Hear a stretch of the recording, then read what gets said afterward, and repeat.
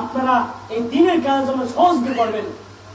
এক মহিলা আসছে, ইয়া রাসূলুল্লাহ, ইয়া হাবিবাল্লাহ, আমি তো মহিলা মানুষ, আমি তো জিহাদ যাইতে পারবো না, ইয়া রাসূলুল্লাহ আমি কিভাবে জিহাদে যাব? আমি এই বাচ্চাটা জিহাদের জন্য দান করে দিলাম। এই বাচ্চাটা কি করলাম? জিহাদের জন্য দান করে দিলাম।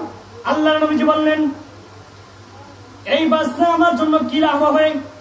এই বাচ্চা আমার জন্য কি লাভ হবে? আল্লাহ নবীজিকে বললেন, ওই মহিলা বললেন, ইয়া রাসূলুল্লাহ, ইয়া হাবিবাল্লাহ, যখন কাফের মুশরিকরা আপনাকে লক্ষ্য করে যখন তীর নিক্ষেপ করবেন, আপনার জন্য এই বাচ্চারা ঢাল শুরু হয়ে দাঁড়িয়ে যাবে। আল্লাহু আকবার। এই বাচ্চারা ঢাল শুরু হইয়া দাঁড়িয়ে যাবে, অর্থাৎ যে সময় তীর নিক্ষেপ করবে আপনি এই বাচ্চাকে সামনে ধরবেন, যেন তীর এসে আমার বাচ্চার শরীর পচাই পড়ে, আপনার শরীরে যেন তীর না পড়ে। বলেন সুবহানাল্লাহ।